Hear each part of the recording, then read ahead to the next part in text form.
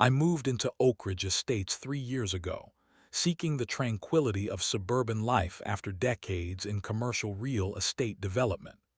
The neighborhood was exactly what I wanted: pristine homes with manicured lawns, tree-lined streets, and a sense of community that felt genuine. My two-story colonial sat at the end of a quiet cul-de-sac, offering just the right balance of privacy and neighborliness. Every morning followed the same peaceful routine. I would wake with the sunrise, brew fresh coffee, and step onto my front porch to admire the neighborhood I had secretly helped create years earlier. The golden morning light filtered through mature oak trees, casting dappled shadows across freshly cut lawns. Children waited for school buses while parents chatted, creating that perfect suburban tableau that appeared in real estate brochures.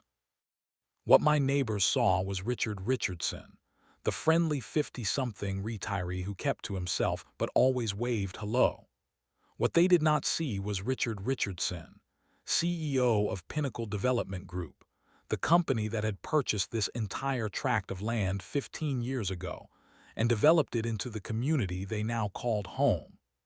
I had intentionally kept this information private, creating a separate LLC to purchase my personal residence. I wanted to live without the burden of my business identity, to experience the neighborhood as a resident rather than its creator. My passion for classic automobiles began in my 20s when I restored my first 1967 Mustang with my father. That bond over engines and chrome grew into a legitimate collection over the decades. My four-car garage housed my prized possessions: a fully restored 1969 Camaro SS, a 1965 Shelby Cobra replica I had built from scratch, a 1972 Chevelle, and my daily driver, a modest modern sedan. Additionally, I occasionally brought home project cars that I would restore in my garage before selling or donating them to charity auctions. My immediate neighbors seemed to appreciate my hobby. Frank from across the street often brought his son over to see my progress on restoration projects. Elderly Mrs. Petrovich from next door claimed the sound of me working in the garage reminded her of her late husband. I hosted small gatherings when completing a restoration, where neighbors could admire the finished vehicle while enjoying barbecue and beer. These events fostered connections and goodwill throughout the cul-de-sac. The homeowners association existed when I moved in, but it had been relatively benign during my first year. They focused on maintaining common areas, organizing seasonal festivals, and ensuring basic neighborhood standards. I dutifully paid my annual dues and rarely gave the HOA a second thought. The bylaws seemed reasonable enough: standard provisions about exterior home maintenance, lawn care, and common courtesy. Nothing that would impede my quiet life or automotive passion. Everything changed when the previous HOA president relocated for work. The subsequent election brought in Karen Winters, a 40-ish woman with a perpetual scowl and reputation for getting things done. I had met her only briefly at community events, where she seemed primarily interested in networking with the more visibly affluent residents while barely acknowledging my existence. I remember precisely when the trouble began. It was early October, leaves just beginning to turn amber and gold. I retrieved my mail as usual, shuffling through the typical bills and advertisements. The official-looking envelope bearing the HOA logo caught my attention immediately. I opened it while walking back to my porch, expecting a newsletter or notice about the upcoming Halloween decoration contest. Instead, my eyes fell upon formal language citing multiple violations of Section 8.3 regarding vehicle limitations. The letter stated that I was exceeding the 2 visible vehicles per household provision and demanded immediate compliance. My stomach tightened as I read further. A fine of $50 had already been assessed to my account. I stared at the signature at the bottom: Karen Winters, HOA President.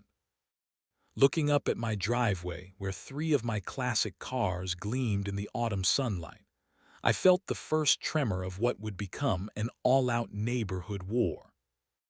The initial citation was just the beginning. Over the next 3 months, the notices arrived with increasing frequency and severity. Each letter appeared more official than the last, with threatening language about continued noncompliance and escalating enforcement actions. By December, my kitchen counter held a stack of violation notices nearly an inch thick. The second notice increased the fine to $100. The third doubled it again. By the fourth letter, they had invented a new administrative processing fee of $75 per notification. What had begun as a $50 nuisance had ballooned into over $600 in alleged violations, all because I occasionally parked more than 2 vehicles in my own driveway. I first spotted Corinne actively monitoring my home on a chilly November morning. Her silver SUV crawled past my house at walking speed while she held her smartphone out the window, clearly photographing my property.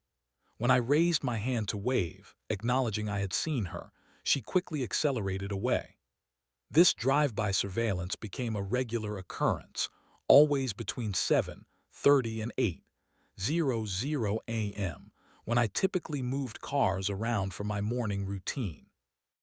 "She drives by every day," Mrs. Petrovich confirmed one afternoon, bringing over her famous apple strudel. "Always slowing down at your house and the Johnsons. She got them cited for their basketball hoop last week." Her elderly eyes showed genuine concern. The neighborhood was never like this before she took over. I decided to handle the situation reasonably and directly. I drafted a polite email explaining that my vehicles were all registered, insured, and well-maintained. I noted that the HOA bylaws I had received upon moving in mentioned nothing about vehicle limitations. I even offered a compromise. I would ensure no more than 3 vehicles were visible at any time, keeping the fourth in the garage, and would never have project cars in the driveway for more than 72 hours. The response came not via email but in the form of a certified letter. "The board has reviewed your request for exemption and unanimously denied it. The 2-vehicle limit has been a long-standing interpretation of the neighborhood aesthetic standards. Continued violations will result in further financial penalties and possible legal action." My next attempt at resolution involved attending my first HOA meeting.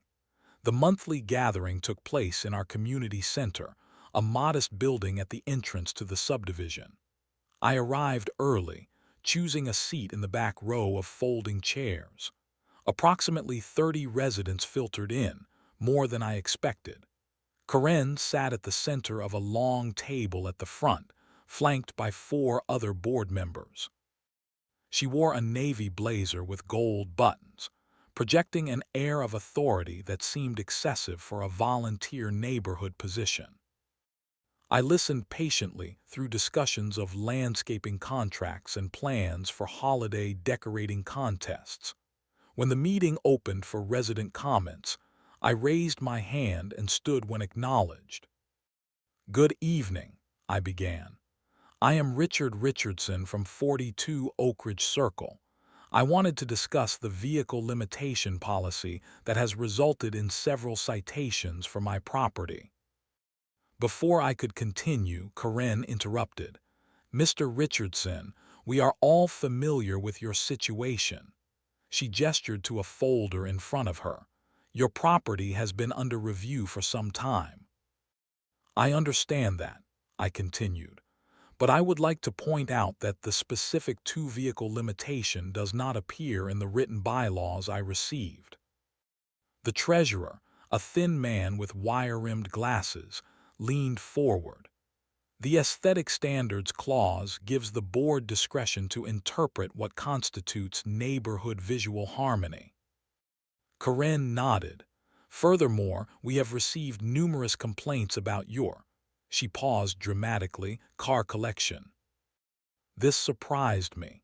May I ask which neighbors have complained? I have good relationships with everyone on my street. Complaints are confidential, Mr. Richardson, Karen replied sharply. She then clicked a remote, and to my horror, a slideshow began on the wall behind her. There were close-up photos of my driveway, my garage, even pictures taken of my backyard from some elevated angle. These images demonstrate the ongoing violations. The room felt suffocatingly small as Karen systematically dissected my property, pointing out eyesores and declining standards. By the time she finished, my face burned with humiliation, and the neighbors I had considered friends avoided eye contact. The board has issued its decision, Karen concluded with finality. Remove the excess vehicles or face continued penalties. Next item on the agenda. The new year brought not celebration but escalation.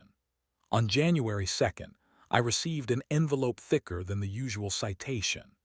Inside was a formal notice of a special assessment for multi-vehicle households.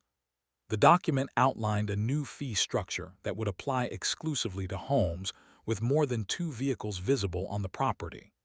The standard HOA fee of $120 monthly would triple to $360 for non-compliant residences. The justification cited increased administrative burden, community aesthetic impact, and disproportionate use of common resources. It was transparent in its targeting. I was the only homeowner who regularly had more than 2 vehicles visible. This was no longer about community standards. This was personal harassment dressed up in bureaucratic language. I sat at my kitchen table, calculator in hand, working out the numbers. This vindictive action would cost me over $2,800 annually beyond my regular dues. While I could easily afford this amount, the principle of the matter twisted in my stomach like a knife.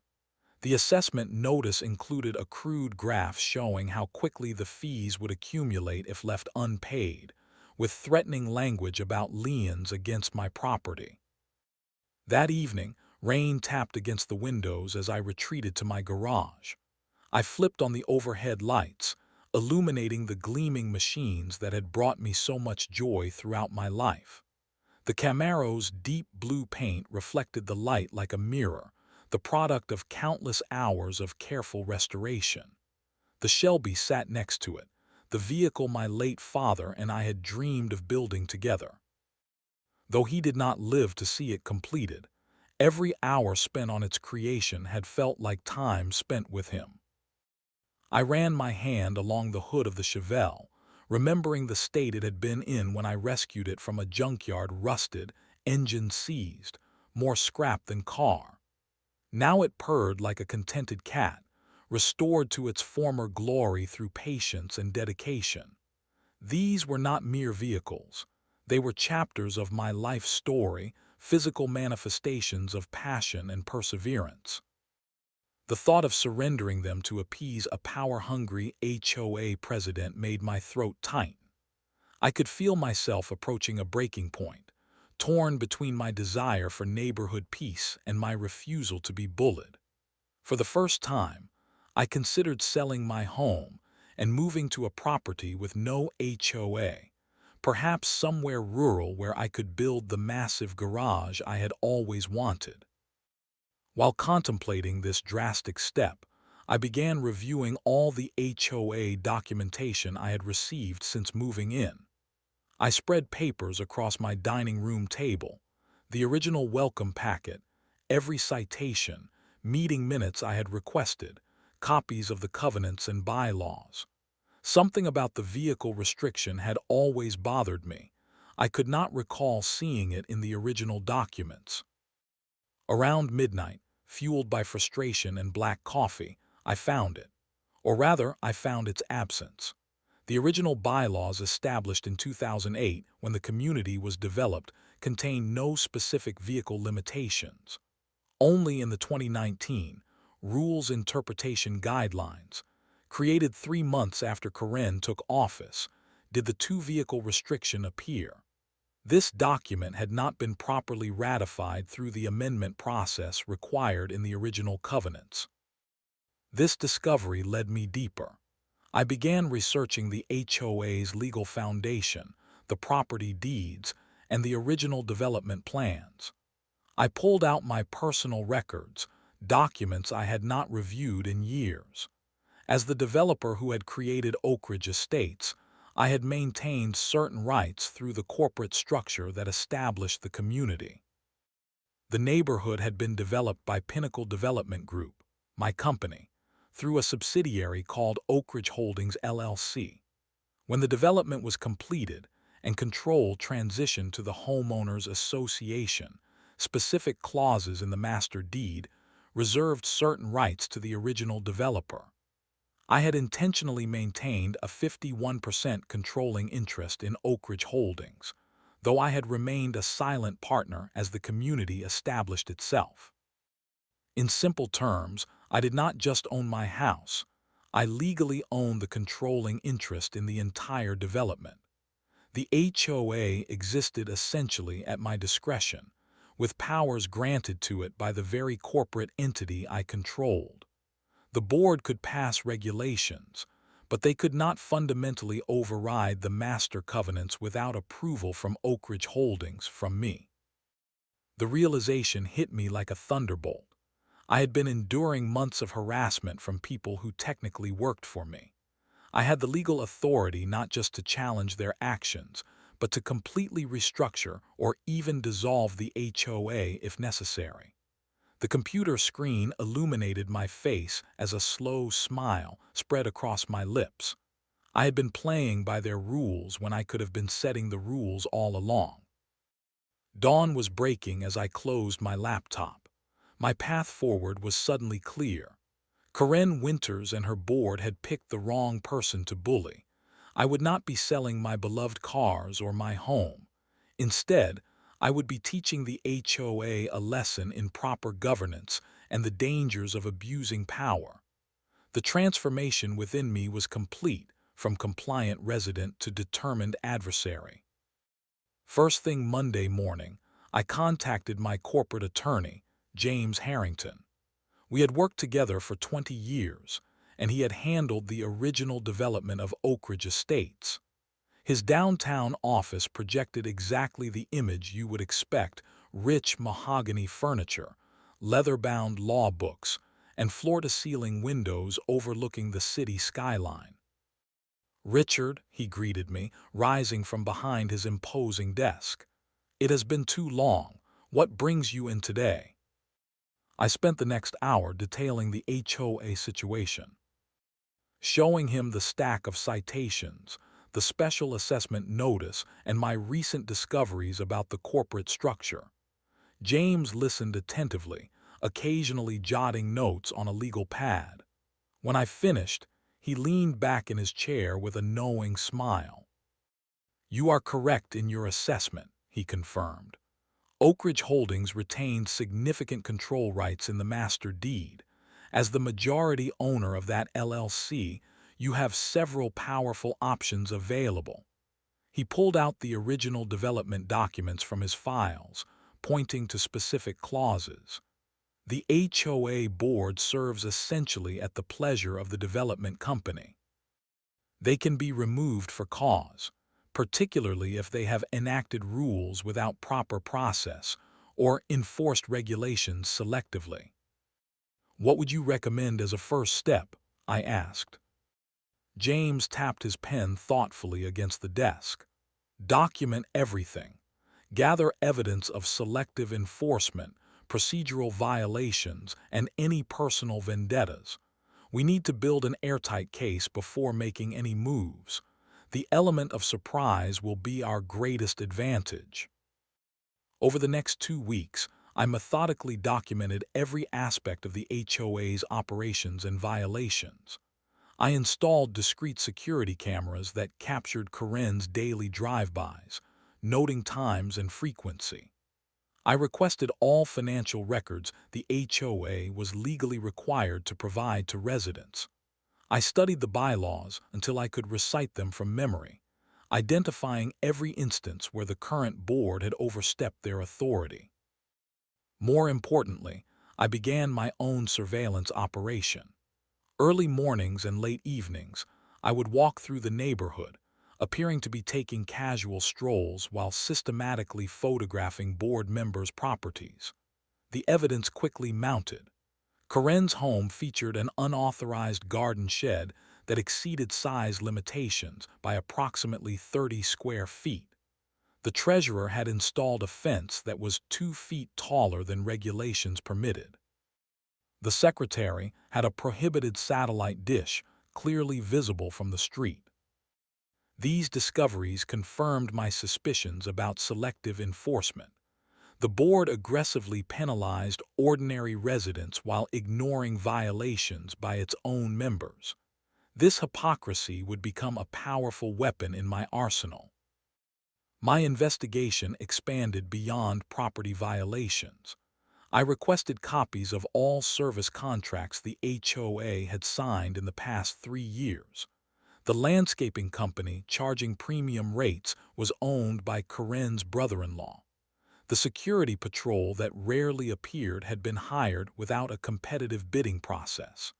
The holiday decoration company belonged to the treasurer's college roommate. These connections suggested potential financial improprieties that would require forensic accounting to fully uncover. While gathering this evidence, I began cautiously connecting with other residents who had suffered under Corinne's leadership. My first ally was Frank, my neighbor from across the street. "They fined me $200 for leaving my garbage can visible from the street," he confided when I invited him over for coffee. It was out for less than an hour after the collection truck came through. When I disputed it, they doubled the fine for administrative costs. Similar stories emerged as I spoke with more neighbors. The Johnsons had been cited for their basketball hoop despite having proper approval from the previous board. Elderly, Mrs. Petrovich received weekly warnings about her garden gnomes being excessive ornamental displays. The Garcia family had been denied permission to install a small ramp for their son's wheelchair because it disrupted architectural harmony. One evening, I invited these neighbors to my home under the pretense of watching a football game. Once everyone had arrived, I carefully gauged their frustration with the current HOA leadership. "It feels like we are living under a dictatorship, not a community organization," Mrs. Garcia sighed. "The fees keep increasing but services are declining," added Mr. Johnson. "Where is all that money going?" I listened sympathetically, neither revealing my owner status nor pushing too hard. I needed genuine allies, not people who would support me only because of my position. By the end of the evening, we had formed an informal residence committee dedicated to HOA reform. Each person agreed to document their experiences and speak at the next meeting. Meanwhile, James and his team compiled our legal strategy. We created a multi-phase plan that would unfold over several months. Phase 1 involved documentation and alliance building. Phase 2 would be the initial legal confrontation. Phase 3 would involve a complete restructuring of the HOA leadership and bylaws. "The key is precision," James advised during our final planning meeting. "We need to act decisively when the moment comes. There can be no half measures if we want lasting change." On my kitchen table, I spread out all the components of our plan: legal documents, photographic evidence, financial records, and statements from residents. The scattered papers represented months of harassment transformed into a roadmap for justice. As I carefully placed everything into a leather portfolio, I felt a sense of calm confidence replace the anger that had driven me for months. I was no longer a victim of petty tyranny. I had become an agent of accountability. The next HOA meeting was scheduled for the following Tuesday. As I marked it on my calendar, I knew it would be a night that Corinne Winters and her board would never forget. The quiet, compliant Richard Richardson they thought they knew was about to undergo a very public transformation. The quarterly HOA meeting was scheduled for 7:00 p.m. in the community center. I arrived at 6:45, accompanied by James and his associate, Sarah Chen, both dressed in impeccable business attire. We selected seats in the front row, directly facing the board table. The room gradually filled with residents, many giving me curious glances. Word had spread about my ongoing battle with the board, and my appearance with attorneys signaled something significant was about to happen. At precisely 7:00, Corinne entered through the side door with her board members trailing behind her. She wore a red blazer with gold buttons, projecting authority as she arranged her materials at the center of the table. She tapped her gavel 3 times with practiced precision.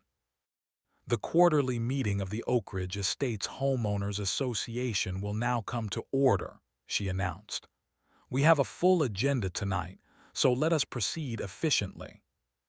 Corinne moved through the standard opening procedures: minutes approval, treasurer's report, and landscape committee updates. I sat patiently, portfolio open on my lap, occasionally exchanging glances with James. When she finally reached the open forum portion of the meeting, I raised my hand immediately. The chair recognizes Mr. Richardson, Corinne said with barely concealed disdain. Please keep your comments brief. We have many items to cover tonight. I approached the podium calmly, James and Sarah flanking me. The room fell silent as residents leaned forward in anticipation. Good evening, I began. For those who do not know me, I am Richard Richardson from 42 Oak Ridge Circle. I have been a resident here for 3 years. I would like to address some concerns regarding recent HOA actions and policies. Corinne sighed audibly. Mr. Richardson, if this is about your vehicle violations again, the board has made its position clear. Actually, I replied, this is about something much more fundamental. I nodded to Sarah, who distributed folders to each board member. These documents may help clarify my position. Corinne glanced at the folder without opening it. What exactly is this about, Mr. Richardson? I maintained eye contact with her as I delivered the words I had rehearsed carefully. I am here tonight in dual capacities. First, as a homeowner concerned about proper governance. Second, as the majority owner and controlling interest of Oak Ridge Holdings, LLC, the development company that created this community and established the master deed under which this HOA operates. The room erupted in murmurs. Corinne's face transformed as she processed my words, color draining visibly. She hurriedly opened the folder, scanning the legal documents inside. These papers confirm my ownership position, I continued. They also outline numerous instances where this board has exceeded its authority, enacted rules without proper procedure, and engaged in selective enforcement of regulations. The treasurer leaned over to whisper urgently in Corinne's ear. She shook her head in apparent disbelief before addressing me again. Mr. Richardson, if this is some kind of joke or intimidation tactic. James stepped forward. I assure you this is neither, Ms. Winters. I am James Harrington, corporate counsel for both Mr. Richardson and Oak Ridge Holdings. Every document before you has been properly filed and verified. My client has maintained his controlling interest in the development company since its inception 15 years ago. The secretary was frantically taking notes while the other board members exchanged panicked glances. Corinne attempted to maintain her composure, though her voice had lost its authoritative edge. Even if what you say is true, the HOA has been independently managing this community for years. You cannot simply come in and— I can and I will, I stated firmly. Not to disrupt proper governance, but to correct improper actions. The special assessment targeting my property is just one example of this board overstepping its authority and ignoring proper procedures. Corinne's demeanor suddenly shifted to conciliatory. Mr. Richardson, if there has been a misunderstanding about your vehicles, I am sure we can come to an accommodation. The board is always willing to work with residents on special circumstances. That is very interesting, I replied, considering you refused my reasonable compromise offers 3 separate times. But this is no longer about my personal situation. This is about the integrity of governance in our community. I turned to address the residents directly. For months, many of you have experienced arbitrary rule enforcement, questionable financial decisions, and a climate of intimidation. Today marks the beginning of accountability. Looking back at the board, I delivered the core of my message.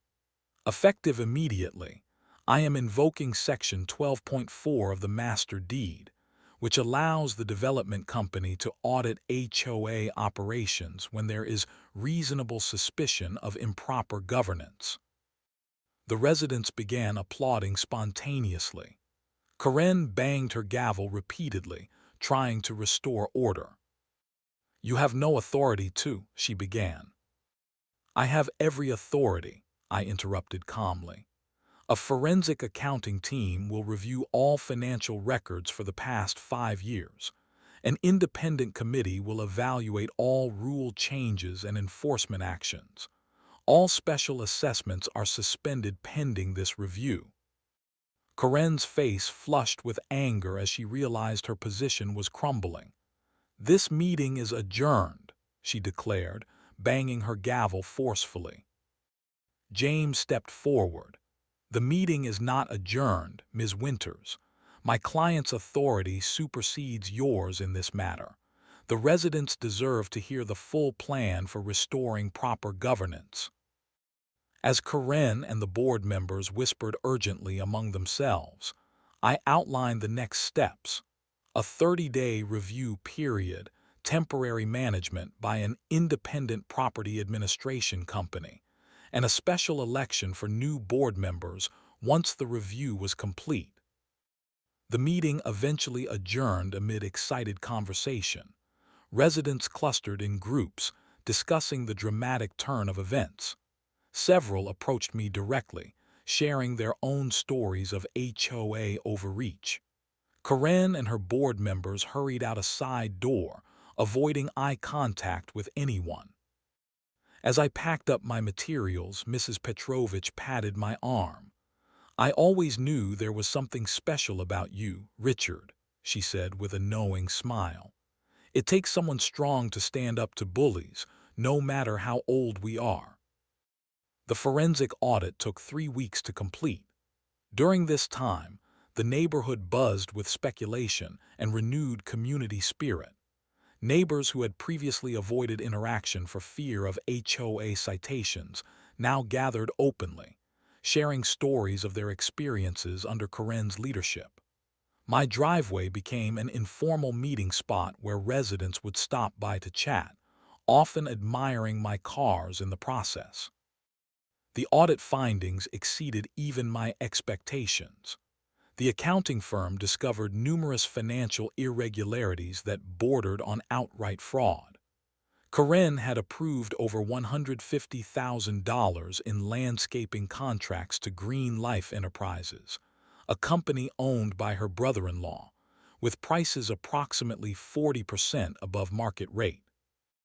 The treasurer had diverted $23,000 of maintenance funds toward street improvements that primarily benefited the cul-de-sac where board members lived.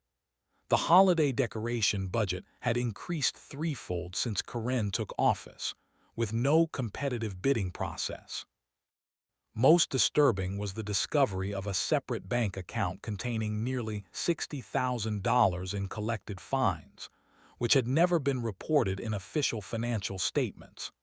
This slush fund had been used for board discretionary expenses, including catered lunches, gift cards for board members, and a weekend leadership retreat at a luxury resort. I scheduled an emergency community meeting to present these findings. This time, we moved to the larger township community hall to accommodate the nearly 200 residents who attended. Every household in Oak Ridge Estates was represented, creating an atmosphere of anticipation that hummed through the room like electricity. Unlike the board's usual elevated table arrangement, I set up the presentation with chairs in a circular format. James and the forensic accountant sat beside me, with large presentation screens visible to everyone. Corinne and the board members were present as well, seated together near the back, their expressions a mixture of defiance and apprehension. "Thank you all for coming tonight," I began. "The purpose of this meeting is complete transparency. You deserve to know exactly how your HOA fees have been spent and how decisions affecting your homes have been made." Over the next hour, the forensic team methodically presented their findings.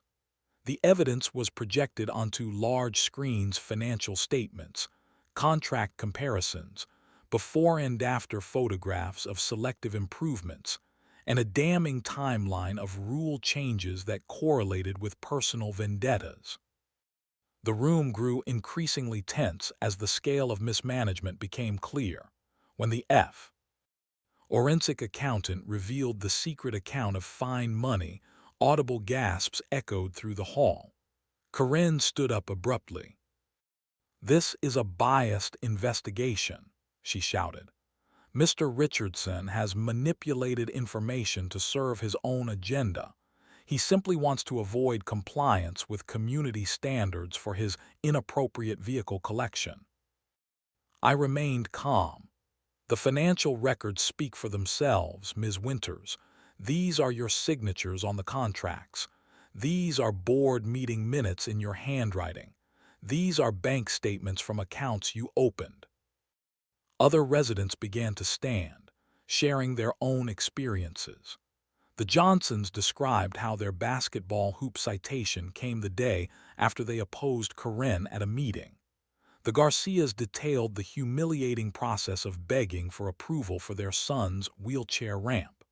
Mrs. Petrovich tearfully recounted being threatened with legal action over her garden gnomes, which her late husband had collected.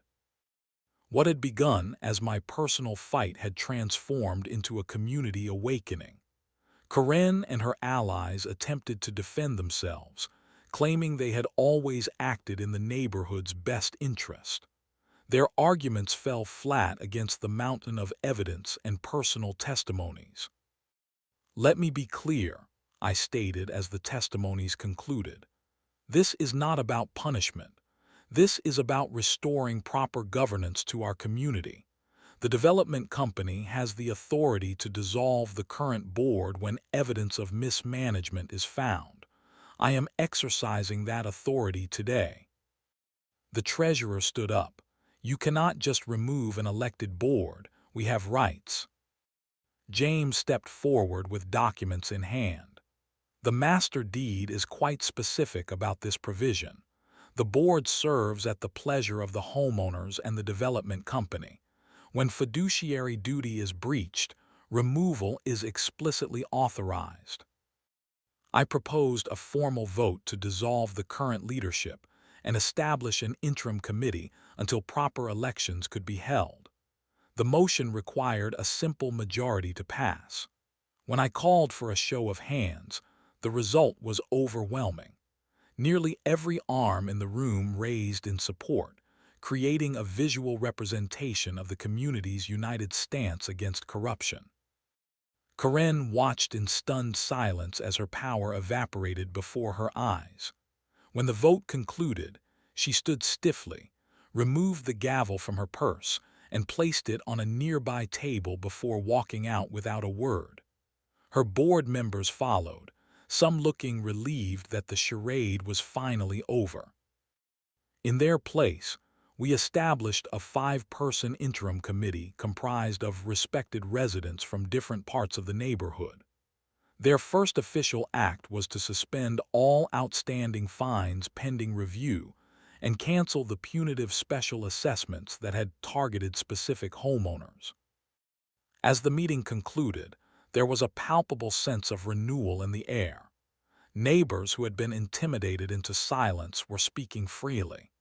People who had avoided community engagement were volunteering for committees. The HOA, which had become a source of anxiety and division, was being reclaimed as a tool for genuine community improvement. Spring arrived in Oak Ridge Estates, bringing more than just blooming flowers and warmer temperatures.